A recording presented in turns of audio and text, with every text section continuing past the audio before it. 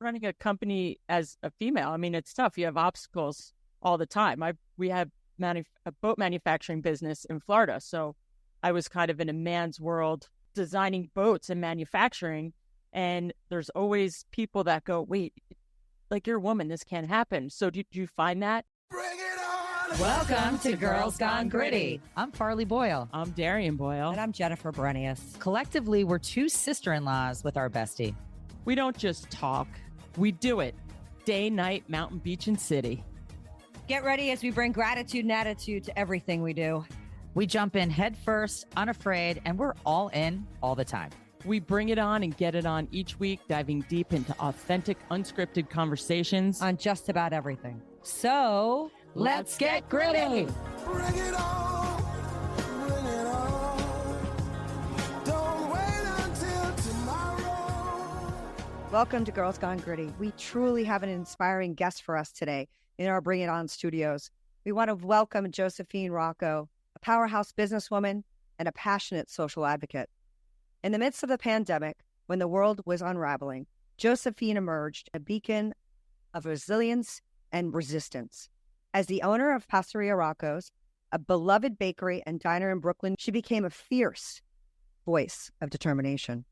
While many businesses struggled and some even closed, Josephine stood strong, refusing to let COVID dictate her dreams. Her unwavering commitment to her business led her to push back against strict COVID restrictions, standing firm in her belief that liberty and choice should never be compromised. Josephine, welcome to Girls Gone Gritty. Amen. Thank you. Thank you. So we actually have two locations. We have one in Manhattan as well. And honestly, it's it's surreal now because it's so many years have passed. But yeah, it was a time when, and I turned to my husband and I'm like, we can't start telling people that they're not allowed to come in, sit down, have a cup of coffee, buy a pastry, tell them, oh, I have to check to see if you're vaccinated before you can, cross this store line. And it took a lot of guts, I guess. But at the time, I wasn't even thinking that. I was just thinking, I have to fight and we have to start fighting for people. And that's exactly what happened. I don't think that was the first time. I want to know, young Josephine, when's the first time you made a stand that you remember? Oh, my God. I think I always had this I need to support people, save the world type feeling inside of me. And I can't exactly remember something that I did when I was younger. Definitely stood up, for my brothers and sisters because I was the oldest. I know my parents were very strict. So I guess it started from there, going against the grain started at a very young age. But I can't remember anything that I did that was like a defining moment. Like a defining moment. Honestly, I would say that COVID was my defining moment. It was the day that, it was the time that I woke up. It was the time that I looked at the world in a completely different way that I did previously.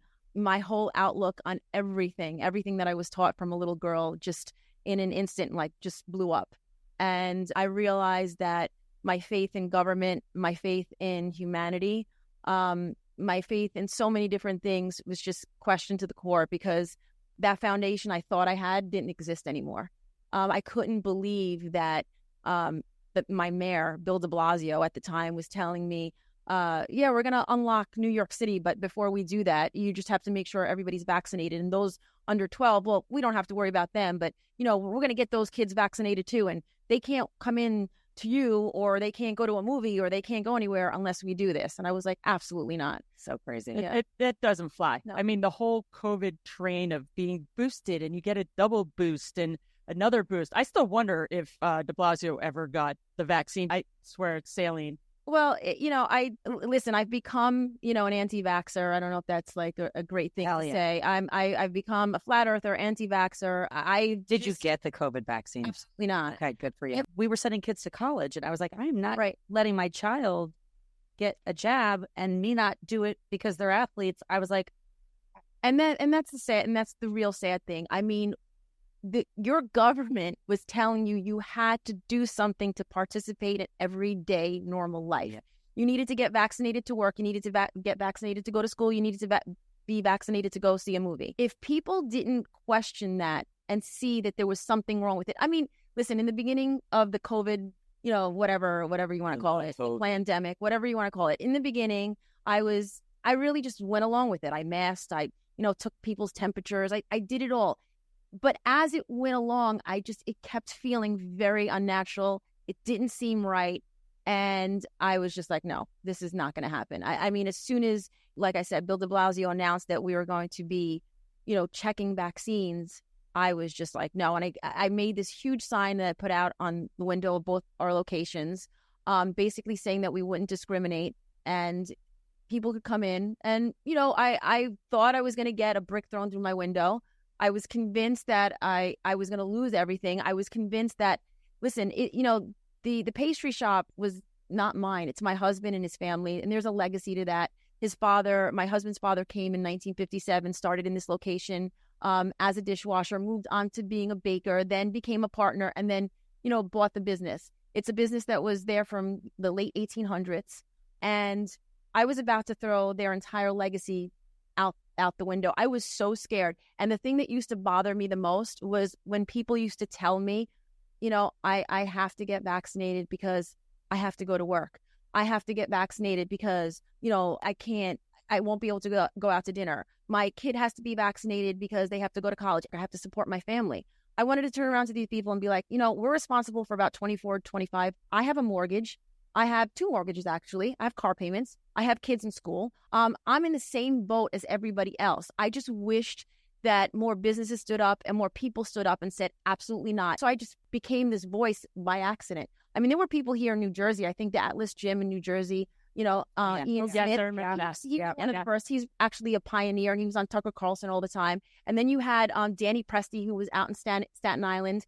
He was a bar owner that actually, he got arrested during COVID when it was like people were still really scared and everybody was staying home. Those people are real pioneers. I kind of came into it at the end or in the middle of it and was just like, no, enough is enough. And I wished that more people stood with me. And I think my biggest disappointment during that whole time was that there weren't more people like me that were like, okay, let's do this. I had this vision of, this kumbaya moment that people would all walk into the streets and we'd hold hands and we'd be like, no, everybody, we're not doing this. That didn't happen, but I'm happy that I did it because at the end of the day, I think more people are now realizing, wow, maybe we shouldn't have, done this. Maybe we really should have been a voice and stood against, people who are telling us we had to. We can't be cattle. I feel like we're becoming cattle on every level. They're making us lazy. They're dumbing us down. And we're cattle. And in that moment, I think a lot of us were mooing instead of like barking. My husband is a ski patrol first responder. We moved to Vermont during the pandemic. He wanted to help the mountain. And they said, oh, you're going to get vaccinated. Calls his friend who's a doctor at Harvard. It's okay. It's safe. It's great. There's no repercussions. Well, you fast forward now. I'm vaccine injured, so I'm really pissed off. My biggest thing right now would be like, I wish I could turn back time to not have gotten it. I reached out to a doctor of mine who happened to be a Fred. And I'm like, Dr. Fred, I had COVID. I believed at the time that I had COVID. I'm like, I have immunity. I don't need to get vaccinated. Can you please do me a favor and write a letter, so that I could say that I have immunity and I don't have to get vaccinated? He told me he wouldn't do it because he's like, I can't do it. I did it for a college kid who had to play football, and then the health agency's writing me, they're going to pull my license. I can't do that for you. He's like, go to somebody else. So, I mean, we even had, government agency lawyers wouldn't help me. I have a suit against New York City right now. It went to appeal and then it got dismissed, and we're going to reapply and, sue again because all the information that the city said that we needed to be vaccinated, the health commissioner saying, he basically was having drug-fueled parties when we were supposed to be in lockdown. So that was our narrative. And we were supposed to use his information. That's one of the reasons why my lawsuit got dismissed based on whatever this health commissioner said. Well, you were out partying, so you weren't actually, abiding by the same regulations you gave us. I mean, it's unfortunate. It's the money-making scheme is the problem. They didn't. Well, Pfizer got rich, and so did Moderna. Dr. Fauci used the same refurbished drugs for COVID that he did during the AIDS epidemic. I mean, it was killing people then. Right. He killed so many young people. I mean, I don't know if your audience is even aware. And I hate to even be the one like We exist to say what we feel and to be true. Yeah, now we're throwing decades and years of information, medical information down the drain because Dr. Fauci keeps changing his tune, or anybody's changing their tune.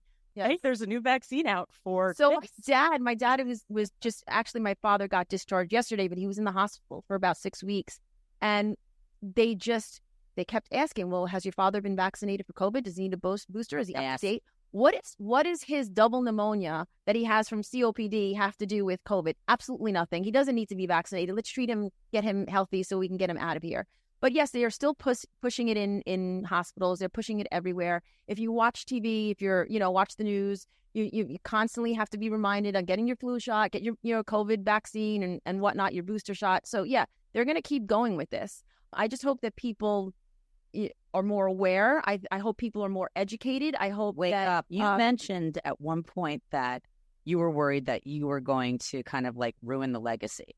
How did you start becoming the girl boss at Roccos? So I'm very, very vocal. I have a big mouth. I'm very hands-on. I've had my own businesses. When I was younger, I actually was in fashion and retail. I had 3 clothing stores by the time I was 21.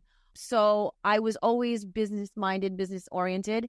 And when I met my husband at the time I was dating him, Roccos was a very mom and pop type location. I guess if you went to New York City in the 70s and the 80s and you went to Roccos, it was, it was a crazy house. It was this tourist spot. It's just kind of like chaotic. And when I met my husband and I started helping him, I was like, let's start streamlining this place. Let's, get on the internet. Let's, change to POS systems. Let's bring it up to date. Let's not use calculators, paper and pen and try to figure everything out. So I guess that's where, I came in and started, making changes here and there. And, and they trusted you. They did trust. They did trust me. And, I was the reason why we went into wholesale. Yeah, you didn't just take over. No, I know. But it's great to have that's the my growth. That's my personality. I'm kind of like a takeover. Hey, if men let us, we will do it all. Yeah, truly, like we show them that we can do it, and then they let us. And then running a company as a female, it's tough. You have obstacles all the time. We have a boat manufacturing business in Florida, so I was kind of in a man's world designing boats and manufacturing. And there's always people that go, wait, like you're a woman, this can't happen. So do you find that in your business? I find that all the time. Yeah. I have stories where I've had to, you as a business, you can get shaken down, right? Oh, yeah. There'll be people that come in and try to shake you down. And I've stood up to those people and they look at me like, who's the boss? And I'm like, you're looking at them, they don't want to speak to women. They really just believe we don't know what we're talking about. Where's the boss? I get that all the time. But there's nothing like a woman's touch. There's nothing like a woman's intuition. There's nothing like a woman taking charge and leading. You women are obviously doing it. Like I was telling you before, I was reading your biographies and I'm like, wow, I'm pretty boring compared to these women.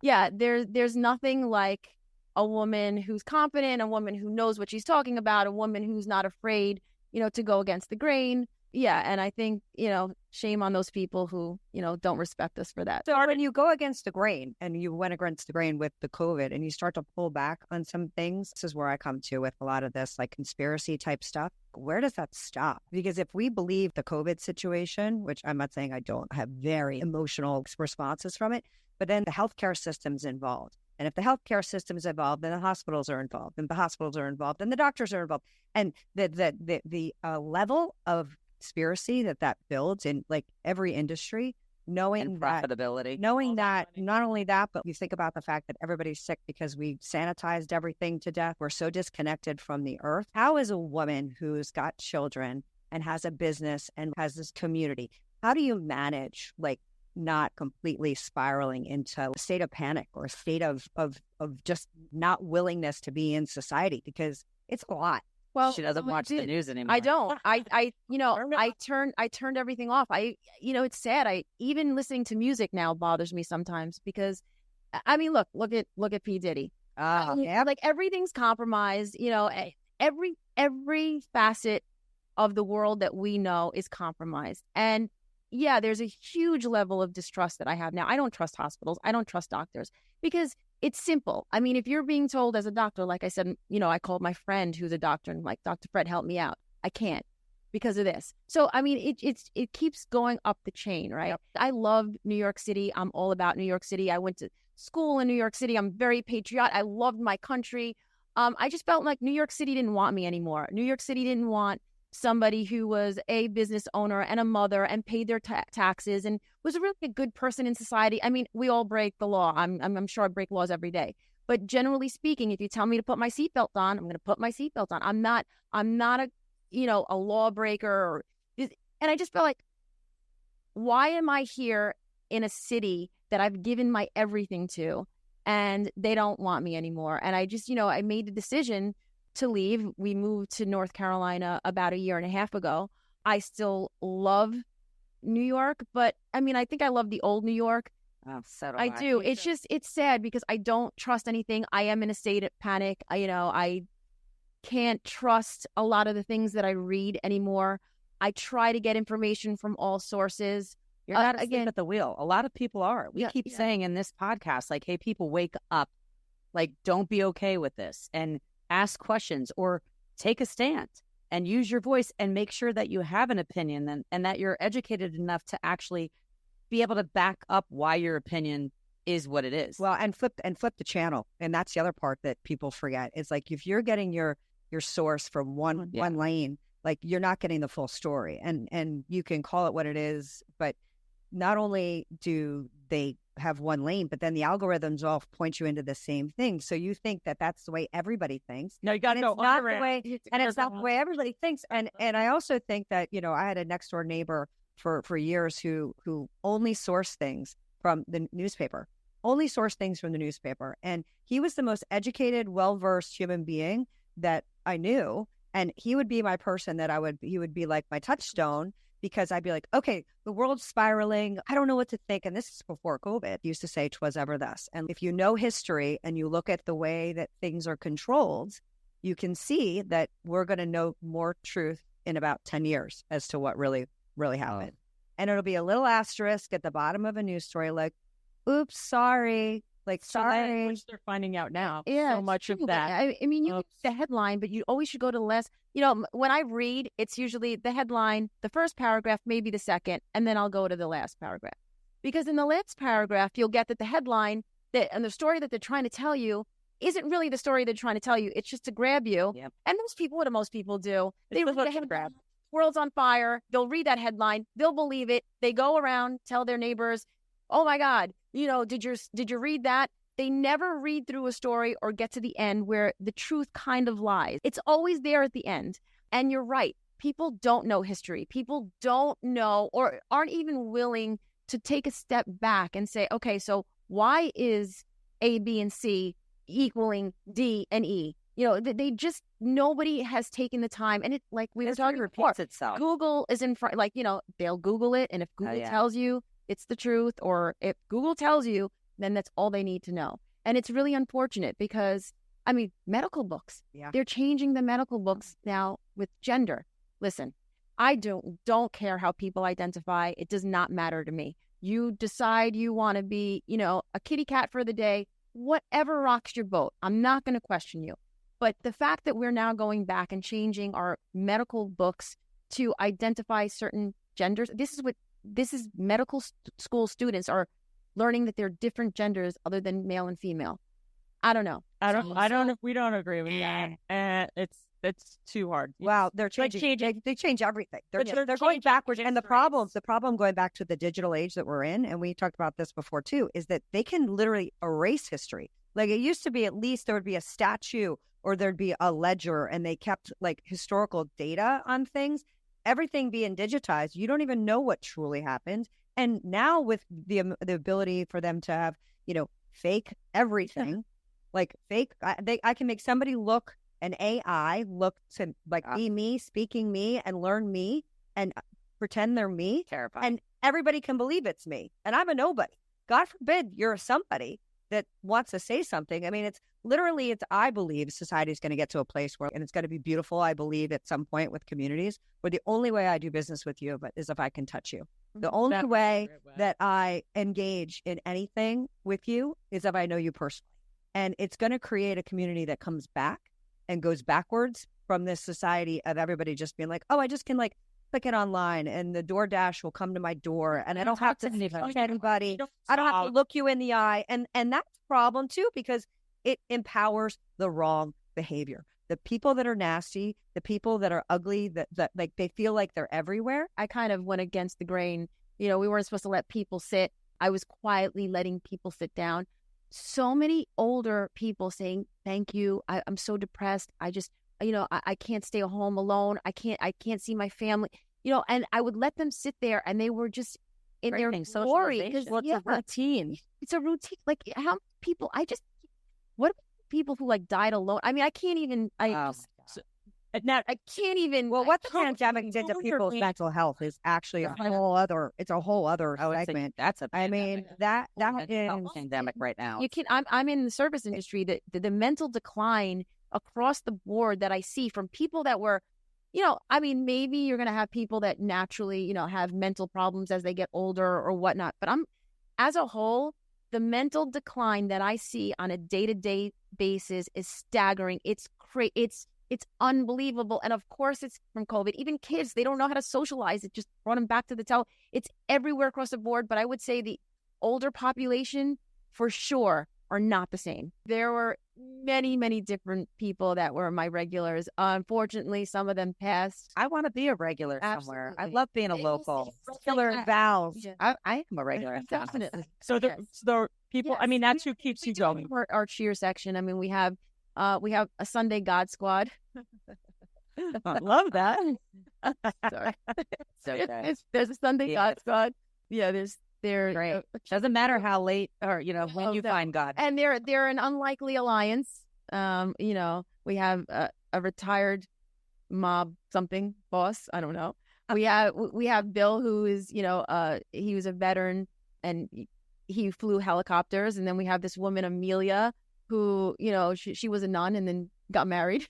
She's older Oh, too. no way, I love that. I mean, yeah. So we, you know, and our retired mob guy, his name's Tommy. He's a great guy. Do you guys know him? We might have met him. And all three members of that God Squad are very dear to me. The retired mob boss, or whatever his story is, has become one of my closest friends. And I have, That's a good friend to have.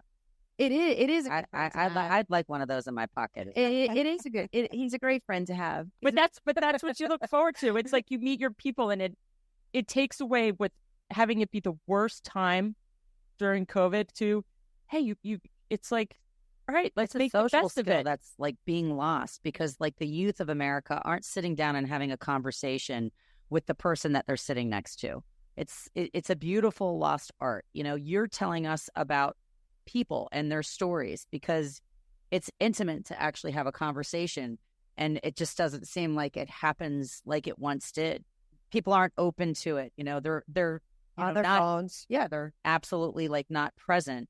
And, you know, before you know it, you don't know anybody's stories anymore. Well, and then the other problem is that's happening in your industry is, I mean, you watch, you go up the street. It used to be a mom and pop shop and a small bakery, and now it's like Chains. cha-ching, and that's a tremendous problem, because if we talk about health and wellness, and the mental health is huge, but what we get fed and what we consume is enormous in the gut health and biome, and having somebody prepare something from scratch And QT. and the love and the care that goes into it is going away. I mean, what do you think about what's happening with the state of food? I mean, it's scary, right? So, I mean, again, not until COVID did I know, look, seed oils were bad for you. I thought, you know, corn oil was great. I mean, my mother cooked with it when I was younger. It's so funny because I used to think that all these like earth people or herb people or, you know, alternate natural medicine people were nuts, you know, but now I realize everything that they were telling me when I was younger is probably, you know, what I should be listening to. But it's scary because it's hard to find chicken without hormones, right? You have to find natural, grass-fed, and you have to make sure that things aren't processed. And it's hard because, I mean, the less expensive route is to go with everything that's going to kill you or really not good for you. Right. And it's hard to source things that are good for your customers and just feed them and make sure you're not hurting them or making them sick. But yeah, it's crazy how all our food How big tobacco's in bed with food companies and teaching them how to get us addicted to sugar. Well, yeah. Yeah. It's terrifying. What is the specialty at Roccos? Like, what do people go for? What are they known for? We are famous for our cannolis. Our cannolis made us famous. I think we have the best cannolis, the best rainbow cookies, black and whites, and pinoles. That's our dessert on the dessert end. We have an amazing sfogliatella, if you know what that is. It's a flaky pastry with the ricotta cheese on the inside. Authentic Italian. For food, I definitely think anything breakfast, especially our pancakes. But I think overall, I think we're very solid. And I think we're great everywhere. So are you Italian? I am. As well? I am Italian. So, and your husband's family obviously immigrated from Italy. Yes. So do you guys go back to Italy and compare and contrast how they do things and the way you do things? I mean, it's definitely you go to Italy and you eat a lot more and you don't gain any weight and you do a lot more walking and it's definitely you drink much wine better. And you don't feel anything. No, pasta, you don't. no gluten stuff. Yeah, I mean, well, the EU has banned a lot of the ingredients that we still use here in the United States. Yeah, I mean, yeah. What does the FDA do here? I don't understand. Well, I'm not sure. That's for another topic. But I'm fine. Yeah, no, that's a different. They're in bed with all the food companies. Yes, I know in Europe you can't buy Skittles. Okay, Skittles are illegal, yet we're giving them out to every kid that knocks on our door for Halloween. But it's bigger than that. It's not even. It's they've decided the way that the food pyramid works. They've decided that isn't it crazy that all the things that they tell you are good for you aren't? Yes, because it has to do with what the industry lobbyists. It actually has to do with the way that our system is set up. And if you can affect the laws, you can tell people what to do and tell them that they can't eat someplace that they're not allowed to eat. It's just how quickly I can get you in control. Well, we're also, I mean, since I was little, you have to drink your glass of milk. You have to have your cereal in the morning. You have to have your toast and everything is taught from when we were little from television. So you grow up thinking all these things are really good for you. And this is the way we're supposed to feed our families to learn, wow, I was completely misled my whole life. Yeah, it's scary. Would you ever consider running in politics, like for political office of any sort?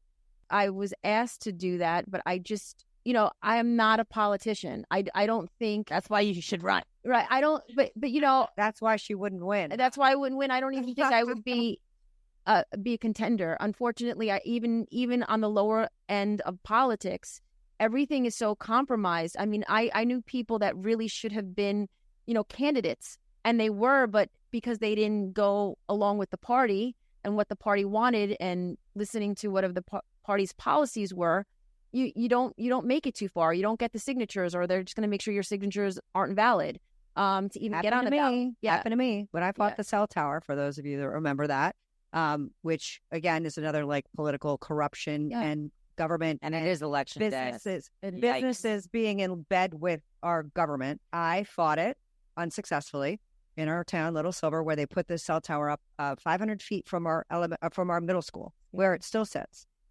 But the point of the story is, because I got so upset and was very involved, I tried to run for a small county commission, and at that moment I was a registered Republican. Well, because I came out against business, I was very quickly dismissed, and they ran a woman against me. This seat had been vacant for 8 years. Nobody was in the seat.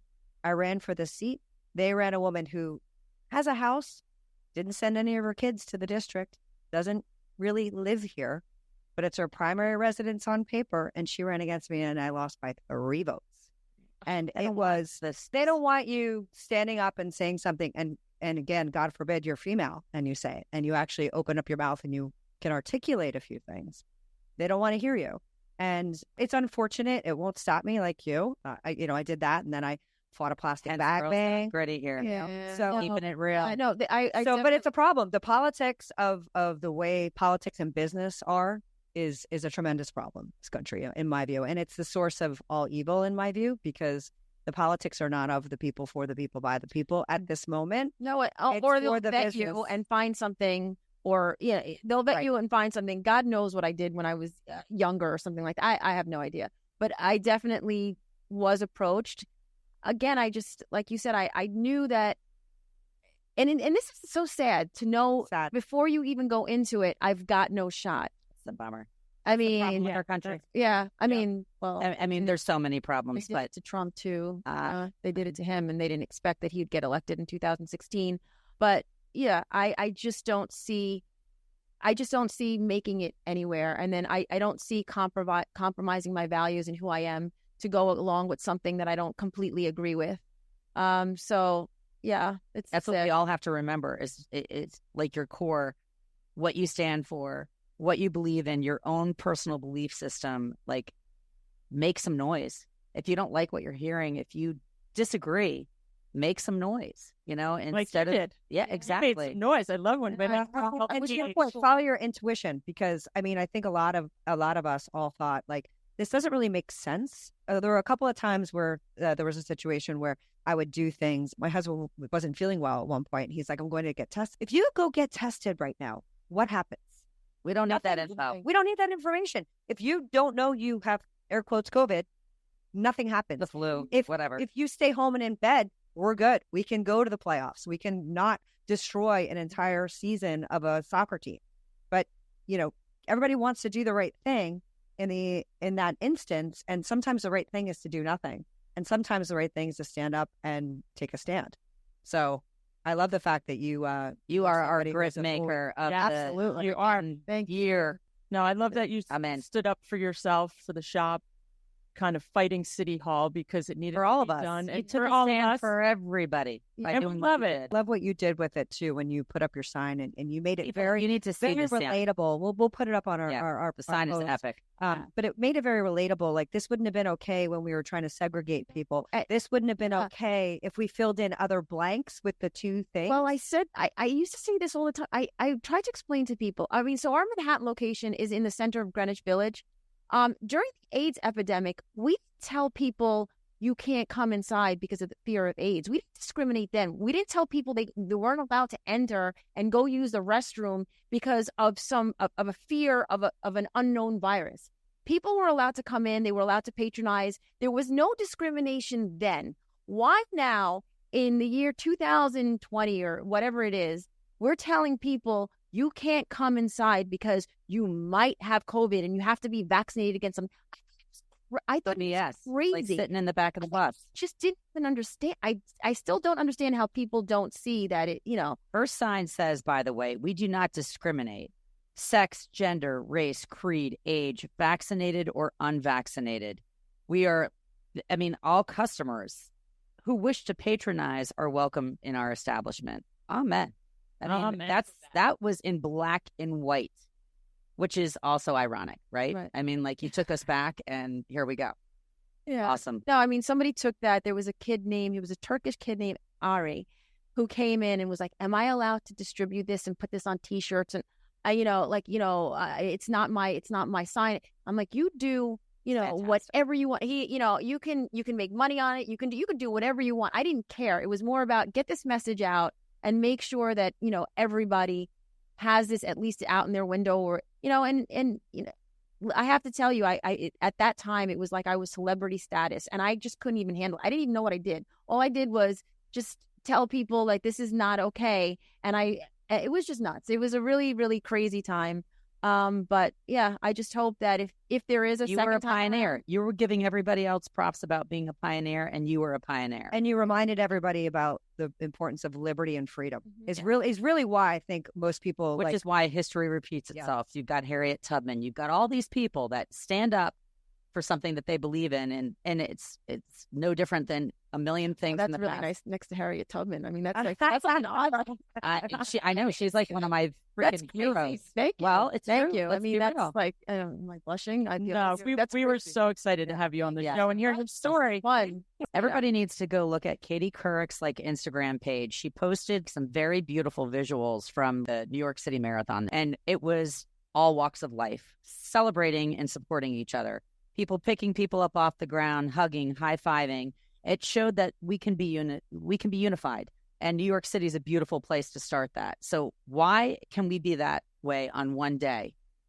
If we can do that on one day, why can't we repeat it over and over again? Unfortunately, I think it's because, people consume too much media, and they can really teach us very easily without realizing how to hate each other, how to dislike each other, how not to agree. But if people turned all of that off and just looked at each other, I mean, we're all humans. we're all human. We're all trying to do the same thing here, people. Yeah. We're all trying to do the same thing here. Exactly. Trying to live a good life, provide for our family, share a little bit of love, a little bit of laugh, lots of grit, Lots of grit. lots of grit. And I'm going to say it, the pussification of society has got to stop. Uncle, please.